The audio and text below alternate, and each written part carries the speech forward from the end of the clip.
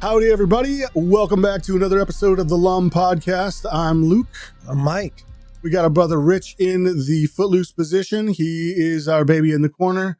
Like I said, welcome to the L.U.M podcast. Thanks for having me. Time to listen up, motherfuckers. So, we've had a pretty busy week. It is Easter weekend. If you celebrate, happy. If you celebrate the feast day of Ishtar, happy Ishtar as well.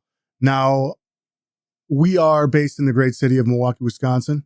So we're going to be talking about some stuff that is local to us. But first, I want to discuss the things that are going on in particular with Secretary L.U.M and her husband.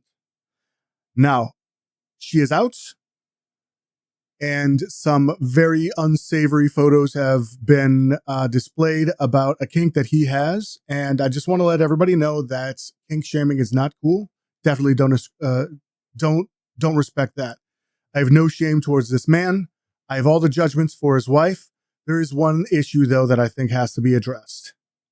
The nipple orientation is completely unacceptable. If you're going to be Google-eyeing your nipples, especially in a set of fake tits like that looks so high quality and expensive, you're demonstrating a lack of respect for tits here. And that offends me as a lover of breasts, large, small, and medium. It offends me as a fan of geometry. I mean, come on. He could have at least gotten his ankles right. They're circular. So is it, I suppose is it geometry or is it calculus? It could be either one. Calculate the radius under the areola. Yeah, but the degrees he's using are just completely out of proportion. Agree. He fucked up his Sokoto there, and I don't appreciate that shit. Really, just demonstrate attention to detail. Demonstrate the integrity to have your ladies front and center. You know, show up suited up for the game. I mean, honest to God, show some respect. And on behalf of all lovers of tits, big, small, and medium, I apologize on behalf of man. Pro boobas. For shame. Yeah.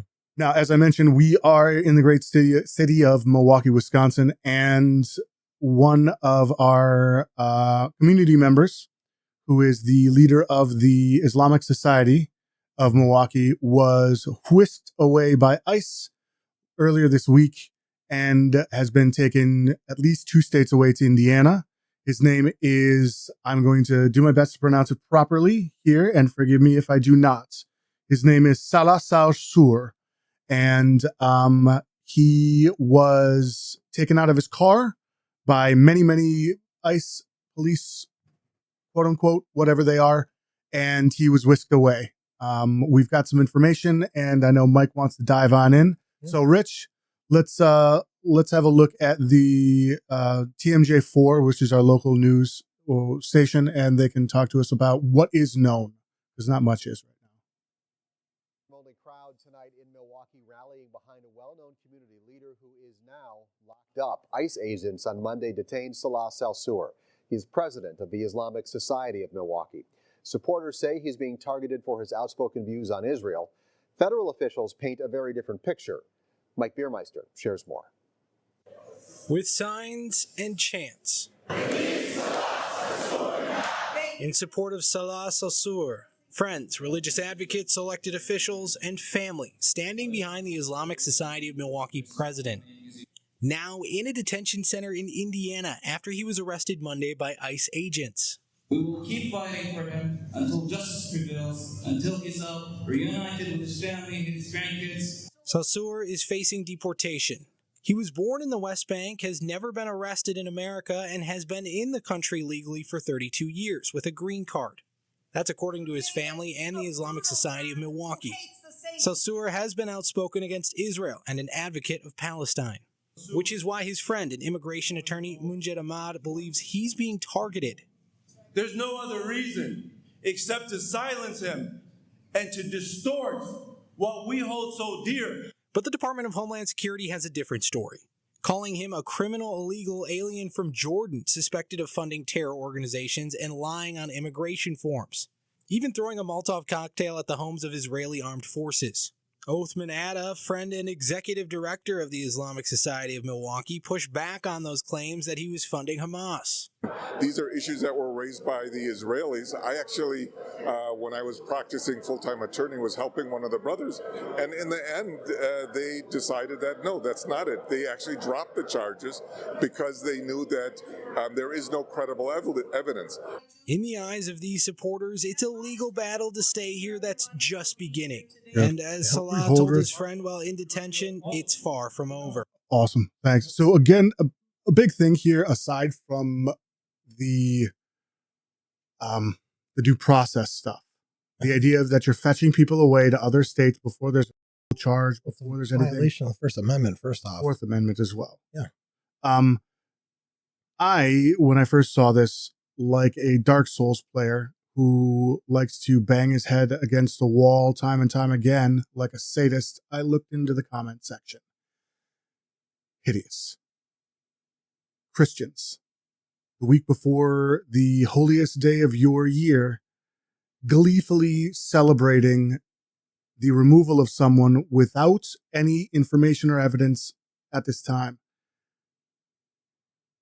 The cruelty is shocking, and it really is an indictment on the God that you claim to worship, the God of Isaac and Ishmael.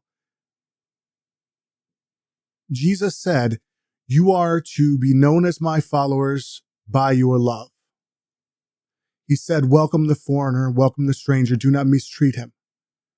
You guys are fucking disobedient, and those of you who are obedient and are allowing this kind of disobedience, you're really, really, really quiet. And a lot of that is one of the reasons that I'm an atheist now, is because either your God isn't real or you do not fear him.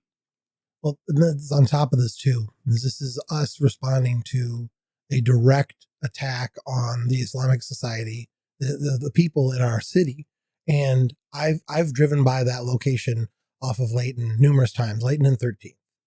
And I've driven by and going to work and seen ICE vehicles pulling entire families out of the apartments on 13th. We were talking about people who want to be in the comment section playing this game of the problem doesn't matter unless it directly affects me and mine, want to hide behind every other excuse in the world as to why this is a good thing for them, a benefit for them, and that a lot of them, for as far back as 9/11, we have people who want to weaponize their hatred of people from Islam because they want to pretend as though they're barbaric. They're the other. We can put this shield up that we're the good Christians who are fighting against the barbarism of our enemy, and that enemy is people who believe in Allah and believe in Muhammad, but then at the same time can't recognize in their hearts that these people are basically worshiping the same God as themselves, just in a different way. Well, and historically, again, I'm gonna pull up my Christian upbringing here because it's been so indoctrinated into me. I mean, Abraham had two sons.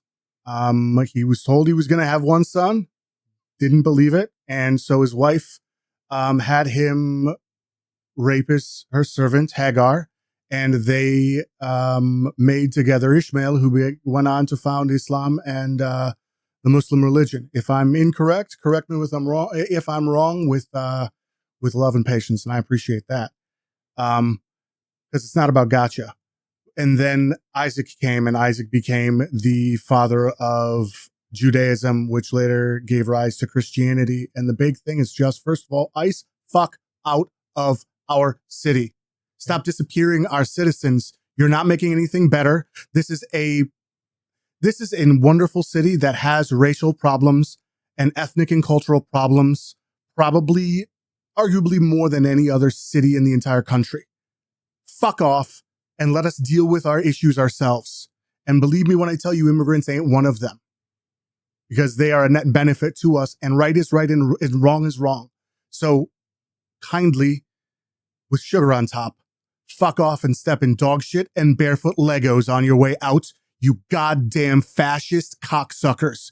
Take off your masks. And oh, by the way, I hope you experience the wonderful embrace of the Kia boys. Lads, if you see this, go to work.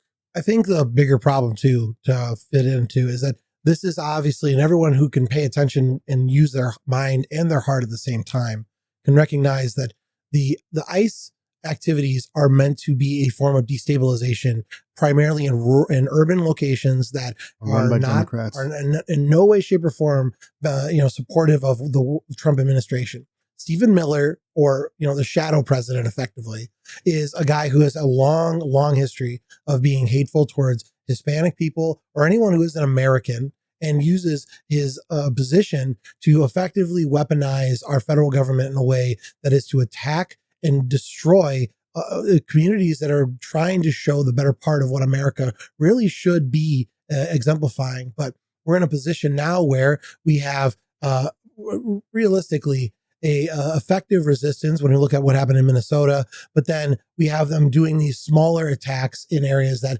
have far more vulnerable communities, and they're just trying to pick and choose who they can get the bulk of their base, or even the independent base that they feel is still in line with them, to be able to be okay with this action. The rattling cages. Yeah, the rattling cages to see who's going to show fear and who they can bully. They tried it in Chicago, and Chicago told them to fuck off. They tried in New York. Fuck off in New York. They told them to fuck off in DC. They told them to fuck off in Minnesota and in Minneapolis. And so I guess the real question now is Mayor Cavalier Johnson.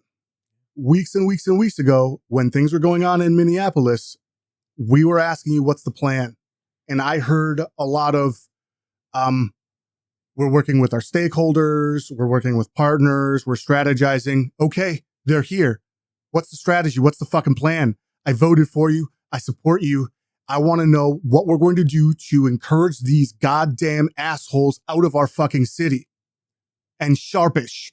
Because we've got a lot of fucking Mexican folks here. We've got a lot of Latino and South American folks in this city. And I think that's one of the things that makes this city great. They're in Waukesha. They're in Walker's Points. If you go down by 5th and National, what were some of the best fucking food you're ever going to have at the city? Go to Hector's by my house on State Street. Just go to, I used to work at a high school, and ethnic day, you'd have the Hispanic organization along with the primarily Hmong and Asian organizations, and you would have dancing, and you'd have comedy, and you would have the best food that people's parents slaved away for overnight to feed you. These are the people you want to launch out of our city? Get fucked forever. And it's all out of fear, because that's the only weapon they have. You want to talk about like the overall, actions of criminal activity regarding, immigration, but we ignore like the other demographics that are far more violent and don't do anything to fix those problems. And if we were to be honest about, and I'm not trying to say, obviously I'm not saying that Obama did a lot of great things as a president, but he did at least try to do the process of deportation through means that made far more sense than what the Trump administration is doing. We're looking at a problem where we're using executive action. No bonus points. We're not fighting. I'll give Obama no bonus points. We're not fighting this on the legislative. Where the problem we're dealing with right now is all purely executive, and they're weaponizing the executive. We're not actually trying to fix the immigration process. We're not trying to fix anything regarding to the courts. And when we talk about like the percentile of people that got removed under the Obama administration, it was far more likely to be criminal. But then when we look at the Trump actions, it's everybody. It's everybody. Well, it's also widespread. It's like 70% or 80% in the beginning was reported to have been no criminal record at all. And this man, Mr. Sarsour, had a green card. Yep. He was going through, he went through the process the right way. You cannot tell people, come through the right way or we'll deport you. And then you deport people who have green cards. And then on top of that, too, you have the Israeli government giving them the pseudo reason. He violated our laws. He's a convicted criminal by Israeli law, according to them. But then the Trump administration has no problem because this man was outspoken in regards to Palestinians being treated as humans, which I guess is a surprise to these people. But he tries to be a human. They see that. And it's not anyone's not surprised that the Israeli AIPAC, or no, that's right, AIPAC, but that group, other pro-Israeli groups are trying to find excuses to remove people who are even remotely in a position of power that are pro-Palestinian. Yes. And so they use that excuse, give it to the Trump administration. ICE uses it as the backbone for why they're removing this man from the community. And we're left here with our dicks in our hands because half the judges are going to have to fight it on the back foot because they're going to have to do it from post being removed. When we had asylum seekers actually going through the process, they would actually go into the courts and plead their cases to those judges directly. So we're now looking at this as like, what is it? Stephen Miller's shock and awe. Everything is go quick, go fast, be destructive, destroy everything you Move can, fast and break stuff. Be shockingly awful. Everyone else has to respond on the back foot because they're trying to do it the right way, because we're dealing with people who are in a world where words don't matter unless it's the words they want to hear. And the truth doesn't matter unless it's the truth they want to see. Agree. And it's getting worse for the Palestinians. We've got a couple of other things that we're going to go on, but I might want to punt on this because something I remember something came up and I'm surprised that I forgot about it. There was a law passed in Israel this week that was celebrated where I believe it is the equivalent of a lynching law, where if you're a Palestinian and you are convicted of violence against Israel, they can hang you. And my understanding is that if you're Jewish in Israel, the law will not apply to you. Again, if I'm wrong, correct me, educate me, don't shame me. However, they celebrated this law, the passage of this law, by wearing lapel pins of golden nooses. Yeah. Ben Gavir was pouring champagne with a golden noose on. And I know that I'm pretty pale looking, but I'm black enough that this bothers the shit out of me. And I'm sorry, it's disgusting and it's gross and it's inhumane, and right is fucking right and wrong is wrong. And if you are pouring champagne about a law that allows you to string people up and create strange fruit in Tel Aviv and in Jerusalem, I don't know what to tell you. I really, really don't. And the people who are not paying attention to this, or the people who aren't angry enough, it's because you're not paying attention. And I know it's hard, but you need to call this shit out, because if they can call this shit out in Israel, or in Ireland, forgive me, who they really, really give a shit about civil rights because they lived under apartheid for a long time, a Protestant and Catholic apartheid. If they can call it out from countries and countries away, then we need to have the balls to do the exact same thing. That's part of the reason we're here, though, right? We know that there's people out there who do not have the bandwidth to be able to understand that there's things happening all around us that are effectively deteriorating our moral fabric as humans. We're watching, and not even Israel's legalization of the lynching. We have strange fruit hanging in America right now. The amount of lynchings that have happened in parts of our country that are underreported or not even brought up in regards to like legislative changes. One white woman got murdered by a Hispanic man, and we made it now legal for the police to detain a illegal, or I should say a undocumented person in our country under an accusation. But then when we talk about Black people being found hung by trees and the local police department have ruled it a suicide. Yes. That's the big thing. When yes. we're not even trying to attack it, domestically. And there's people who live in these communities who are just silent because they don't care. They either don't care or they're incentivized to look the other way. And the worst part about it is, and forgive me, we're getting full of righteous fury. And I also brought my second breakfast t-shirt on so that I wouldn't get worked up. But that's the other thing, is that it's bad enough to hang us. It really is. But to play in our fucking face and gaslight us and say that it was a suicide, this isn't slavery, it's sharecropping, it's an apprenticeship. Stop insulting my fucking intelligence, you cunts. And I mean that. Stop lying to people. Call stuff what it is so that we can actually fight about it in real life. Because the number of closet racists in this country who, I just care about states' rights. I just care about freedom of religion. You care about your freedom to oppress. It's all power games. You have your yacht bros, you have your golf bros, and those are people who will side with the oppressor because the oppressor gives them the money and the luxury it goes as far back down as when Martin Luther King would talk about the unmoving moderate. Yes. The God person, save me from the moderate. the person who thinks that their entire existence has to be, maintained and safe to be able to feel like they can take action. The thing that's like this, it's almost pathetic where we get to a point where the idea of existentialism, the idea that your existence and other people's existence matter in equal form, that my freedom is tied to another person's freedom. So as long as that person isn't free, how can I be free? Doesn't click in their minds because they're so worried about being able to go home and have sex with their okay girlfriend and eat their shit meat they don't know anything about and watch their F1 racing because it gives them a fake viewpoint of status. They're important and they're garbage. I mean, if you want to be real, it takes the time to dig into the problem, to understand that there's a large list of nuance and things that have to be seen to figure out what part of what you're dealing with is being used against you to make you culpable or is something that you can actually take action on.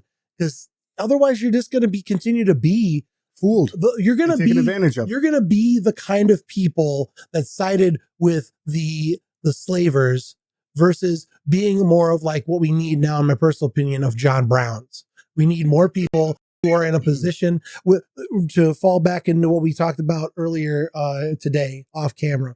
That old lady saying that we don't need black and brown people at our protests against ICE because they're the ones who are most likely to get arrested. And they're the ones. Something, yes, and she said it. It was beautiful, and you can find it. She said, black and brown people are more likely to be arrested here. They do not need to come. And she said something so powerful. She said, we need to walk in their name. Yeah. I don't know your name, madam, but we need 1,000 more just fucking like you. Thank you so much from the bottom of my heart. Producer, thank you. Producer Rich. Got it. Producer Rich has lived this. He was part of, I believe it was the George Floyd. And then there was the other incident in Kenosha where we had Rittenhouse. No, it was Rittenhouse. It was the Rittenhouse stuff. But he's done medic assistance work in protest. And you have something you want to add there, Rich, right? So the big thing about like situations like no, too sexy. When you're doing medic stuff, it gets really intense. You kind of forget where you are for a second because you're just kind of looking around. You're trying to figure out what the next step is going to be. I mean, I had in a 3-pack backpack, like 3 different first aid kits broken down into sections. I had 2 half gallons of milk in my back for dealing with pepper spray and tear gas and things like that. And the scary part ends up not being trying to help everybody. The scary part ends up being, why do I feel so afraid in my own neighborhood? We were in the middle of downtown Kenosha, and there are unmarked vans coming around people and coming up from behind and picking up random people. Like, these are people trying to get home from their jobs, trying to get home from downtown from dinner, because they were having dinner when all this stuff went down. No one knew what was going on. Nobody, there was very little good media on this, to where it was all social media. People who don't watch media outlets weren't aware of like protests were going to be going on downtown and stuff like that. So all of a sudden there's kids out there and they're trying to get home. They don't know what the heck's going on. And then as somebody who's just trying to be out there and help people, you don't look at the sides. If somebody goes down, like you just go and help. Then there's the added problem where the Kenosha police, if I remember correctly, not to get too in the weeds on this, they were only concerned about blocking off the courthouses and their local circuit buildings.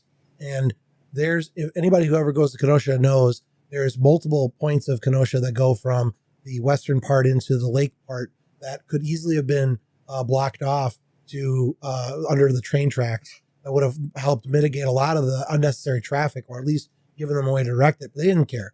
Care. And then on the other part too, that I was trying to get at is a little bit in regards to the stepping in where the others can't. I remember hearing, and I don't know if you had this when you were there, people were saying that please, all white people, come to the front of our march line because you are the shield that'll keep the rest of us protected and safe. That was part of it. The other part of it was calling out that we were in a residential zone.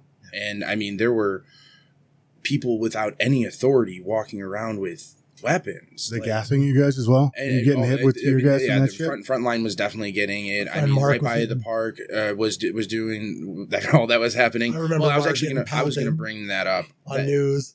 Yeah, that's a big thing. Like, we have a very close friend who, you know, they're also very involved in these type of things, and his home was within 3 minutes walking distance of where Kyle Rittenhouse was shooting people, and he has 2 sons. And right next door to him, his dad lives, who is effectively disabled. Like, you are in a place where you should be safe, and you are not. And the only thing that was worried about was a little bit of architecture. I am a trained archaeologist, and I dig up things that have been in the ground for 2,000 years. A couple of bullets, not going to make a difference. You're not going to ram into the thing with a tank. Go protect the people. Contain the situation. You didn't. They didn't do that. And unfortunately, for people who were just out there trying to help, it became too dangerous and too scary for us to stay out there. Exactly. And then we had to leave. People who wanted to help, we had to back out. It was too dangerous. And all of a sudden, look at the escalation. And when it comes down to it, we're very, very doom and gloom here. But it's important to remember that they're doing this to make you afraid. Fear is the point. And so women and men and shit, humans, dogs, I don't give a fuck. We have the opportunity to shame these people, to call them out, to be direct and assertive, and that will freak them out. We've already talked about like the actions of our basically the adults in the room. We're supposed to be the adults in the room. They're obviously children. Hope you're not talking about Congress. Well, no, what I'm talking about is like, so if the president's the guy who's making the executive decisions, through ICE, he's actively trying to destabilize and trying to break apart the fabric of our communities through this shock and awe tactic. In the same vein with the things that happened in Kenosha, I can tell you, I used to work down in Pleasant Prairie, which is the city right next to it. The local community were, appalled with the national coverage of it, because they're talking about, there's all these riots happening. There's all this violence, all these things. The riots and the violence happened because the Kenosha police, centered around this one building, didn't offer proper choke points on the city at any point, and allowed effectively the uptown areas to be left to the roaming bands, people who came from Milwaukee and Chicago. And I have people who I know that lived across from multiple locations that were hit during this time period by guys who drove up with Illinois plates and drove through and robbed local convenience stores and set fire to buildings, because to them it was a game, to these kids who came through. Fibs. But at the same time, Fibs. This was allowed. Get your ass out of Wisconsin. This was allowed to happen because the police of this city were more worried about protecting their centralized governmental buildings and structures than to actually care about the community. And Kenosha's been known for that, sadly. They've been known for not having a very pro-public facing police force for a very long time. And I used to live there. They're in a lot of, they're in rough spot. Yeah, Rich. Between being Chicago and Milwaukee. Racine and Kenosha, I think, have a very, very rough time where a lot of that violence and crime can kind of spill over.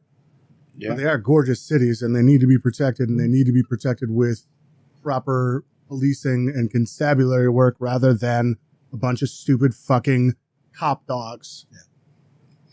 You're going to say something. You like that, didn't you? They're good. That was a quote by yours truly here. No, but the one thing I wanted to add to that too is it ties back into the whole like ICE conversation a little bit, right? It comes down to effectively human decency, and there's a lot of people that I've talked to who still live in Kenosha who are afraid of this type of thing happening again. And correct me if I'm wrong, please. Wherever you want to put comments and call me out, whatever, I don't care. But there's rumors of ICE being allowed into the local correctional facilities. I think there was a Kenosha article that came out that there was discussions between the ICE and them to come and check the facility for any potential undocumented peoples that have been caught on any crimes. It's for me, it's loose to say out here because it's all hearsay, and there's just a lot of weird stuff out here. I believe that's tied to certain jurisdictions maintaining sanctuary city laws. Mm-hmm. So depending on where the person is placed, if they're local jail, then they're more under the purview of the city and the state. Mm-hmm. And Evers is trying his best to try to make sure Governor Tony Evers, who's leaving, outgoing governor. But he's trying his best to try to mitigate the amount of federal power. So, but if they're in a federal facility, like Dodge County has a lot of federal facilities, there's no helping them. Yeah. We're talking like local jails. The city has a little bit more sway, especially when it comes to like the sheriff's office, which is county run. You're saying it's more jurisdictional? More jurisdictional because certain cities will have the access to the sanctuary cities, effectively meaning that any person who's found to have been, arrested for a criminal activity doesn't have to automatically be expedited to federal forces or federal agencies because the city is allowing them to be processed locally. Yeah, and the fear, though, I guess, is the thing that I want to bring up, right? Because that whole, the whole Rittenhouse situation, a lot of these big situations that evolve and escalate are strictly because of the inability to work out the problem, right? And if this does come to pass, or they do come into our area, we know. I mean, Luke brought up a good point earlier. We have a lot of people of this nationality, of these ethnics around, which is going to scare people. It's really, really hard to keep people, working in a happy environment. I mean, we're still rebuilding in parts of Kenosha. Businesses are trying to get back in there and trying to rebuild that like Main Street economy. Just that fear. It's the right. fear that's pushing people because you have the people in the, the hospitality industry. Right. Trump had to stop the federal governments from raiding hotels and raiding places where these people were working, food service locations. Yep. Because you can't feel safe. And I'm glad that the places that are cooperating with ICE are meeting with some social accountability. Right. I don't give a fuck what that pastor said. I'm never shopping at Target again. Yeah. And fuck you forever. Legos and dog shit. And that's the big thing, is that like the fear is what makes us afraid that this could happen again, right? And if another one of those protests happens, I mean, we've already dealt with it one time out here. Are people going to be fed up? I mean, we know what happened the last time. How does that escalate from a point of personal protection? I mean, one of the things that I was going to bring up real quick that we talked a little bit about earlier was the Pit, right? TV show? Yeah, the TV show, The Pit. And this kind of plays in well with what we're talking about, right? Because this is another institution, right? They're an ER. For those of you who don't know the show, it's an HBO show. Go watch it. It's phenomenal. Disclaimer. This is the one that's ER without Juliana Margulies, right? With that smile, like you said. So the big thing is that in I just need a moment. Sorry. in the show, it's a recreation of an ER in Pittsburgh, and just as a shout out, the first season got like 5 Emmys, and they got an award at the Actors Awards for I think it was like best distinguished cast, like a total ensemble. Yeah. So that's the big thing. Like they have already set themselves up as a major, for lack of a better term, pop culture influence for people, right? In this season, just a couple weeks ago, those of you who don't know, they did an ICE episode. And when I talk about the fear, in that episode, they go about, and sorry, spoilers, go watch it. But they have a young lady brought in who is being detained by ICE, and they say that she has been injured and that she fell. Take that with a grain of salt, however you want to do that. Already, right. That's 2 strikes on you. Right. So she fell. Throughout the entirety, you ran into my knife 10 times. It was 11. What's the joke on that with domestic abusers? Well, she fell. She fell. You got to get her some Nerf stairs, to help with the fall.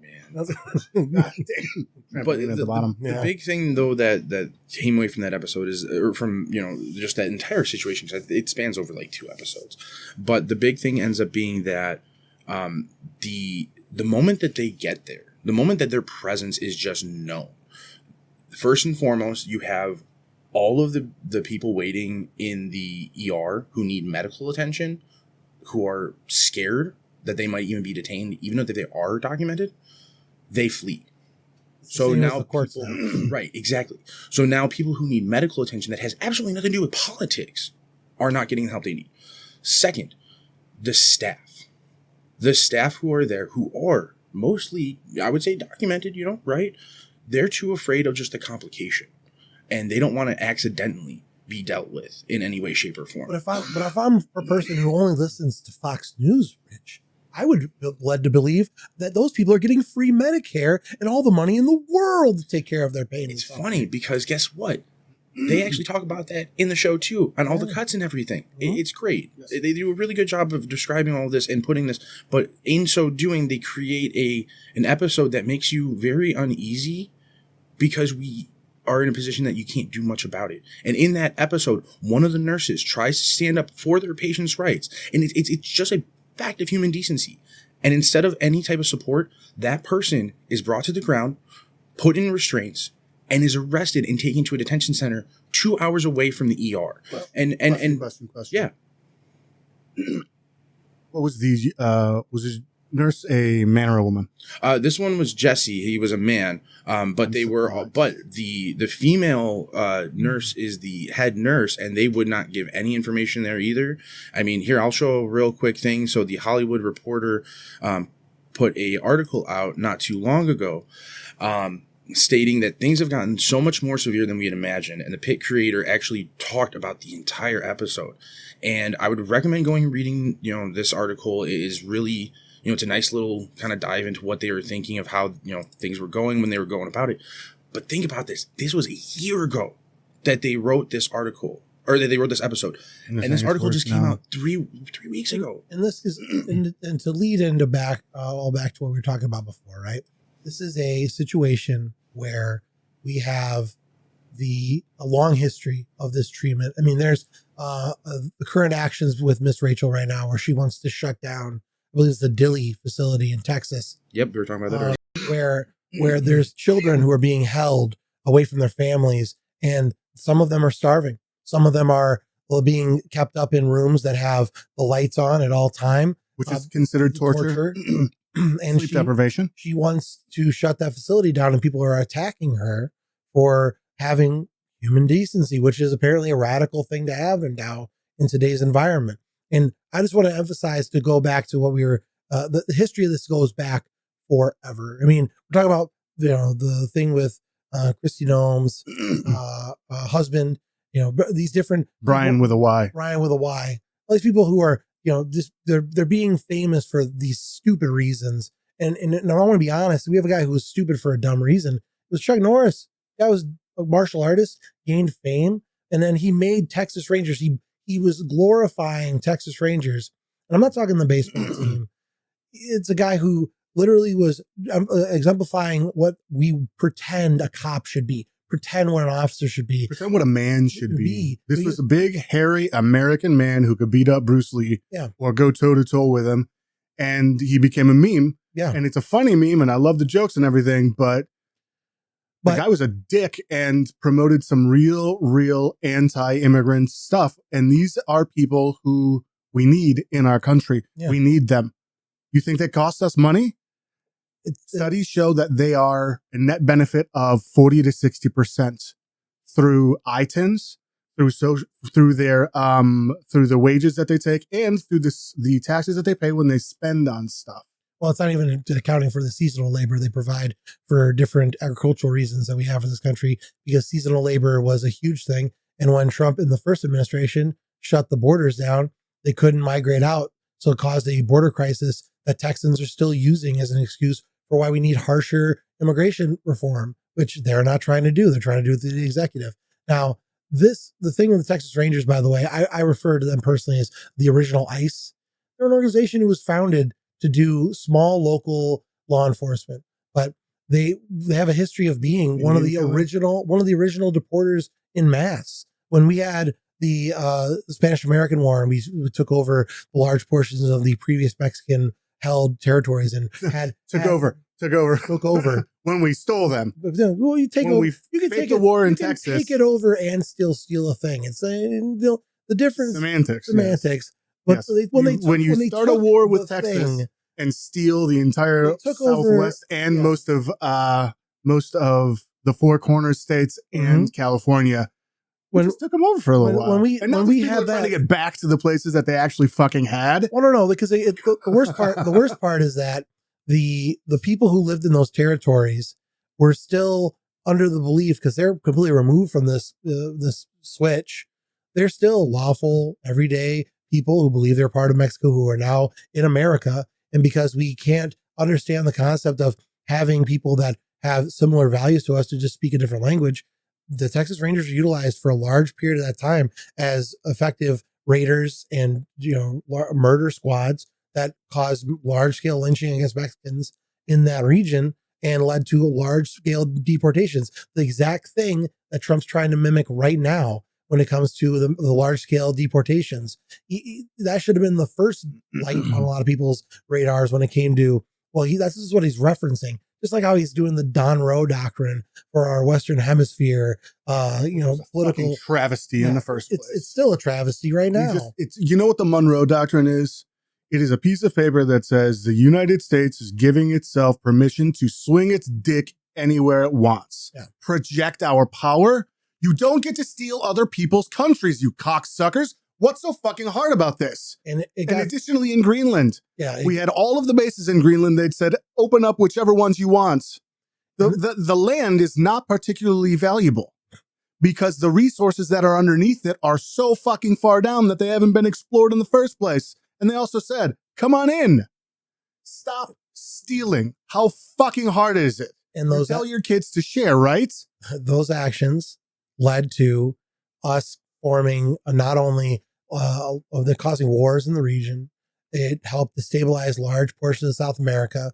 And we did this not only through these forms of action, but through subtle actions like the, creation of the School of the Americas we talked about before, where we're trying to exert levels of soft and hard control over a region.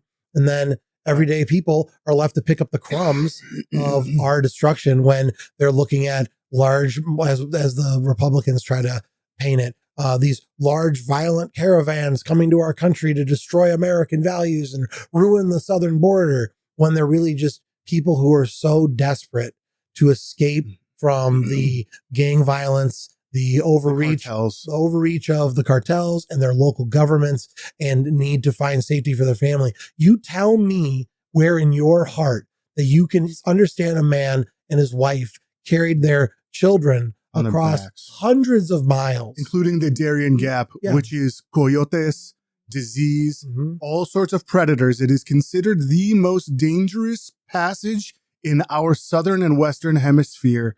They get a knock on their door, and then the next day they're walking away from everything they have. And when they finally get here, you rip their kids away. You take their kids away. You pretty much treat them as though they're less than a human being.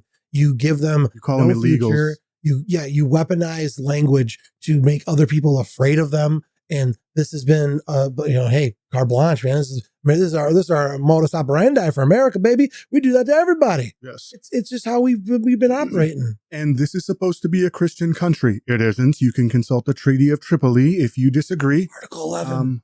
That too, but that's Article 11 of the Treaty. Oh yeah, sorry. I just know the Treaty of Tripoli says that this is not a Christian country.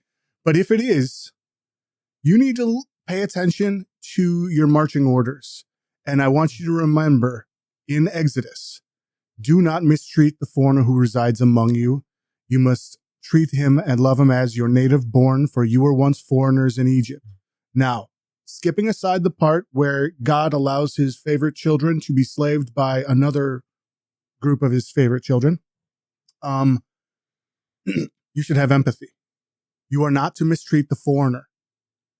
And when I have conversations with this, people say, well, the legal foreigner. You're putting words in your God's mouth. You're putting words in your God's mouth. Tomorrow is Easter. I suggest you spend that time. Make your knees like your feet to kneel, as Shakespeare said. And be civil. And beg for forgiveness. Be civil and be exactly what the type of infraction crossing into our country undocumented is. Oh, it's not a criminal infraction. It's a civil infraction. Are you talking about the punishment fitting the crime? Yeah. Yeah. Exactly. It should be what? A warning and then a fine. It's at most a misdemeanor, which it's failing to register your documents. It's like driving without registration. If you think that these people should be dehumanized and treated like scum, then the next time you're busted for a speeding ticket, then get ready to get thrown into torture dungeons. CCAT. Yeah. CCAT, where you're drinking toilet water, living in clouds of mosquitoes. Yeah. I just pray this. And I think that this isn't a bad spot to wrap up. Oh, I want to end with a prayer. This is a prayer from an atheist. If you are not displaying the fruit of your spirit, love, joy, peace, patience, guidance, goodness, faithfulness, gentleness, and self-control, then I pray this for you. May you one day know the need of the immigrant, of the poor, of the destitute, of the disabled, and of the needy. May you know their need and experience your cruelty. Amen. Happy Easter, everybody. Enjoy some ham. And enjoy some ham. Hug your family. And from us to you, we're pulling for you. We're all in this together.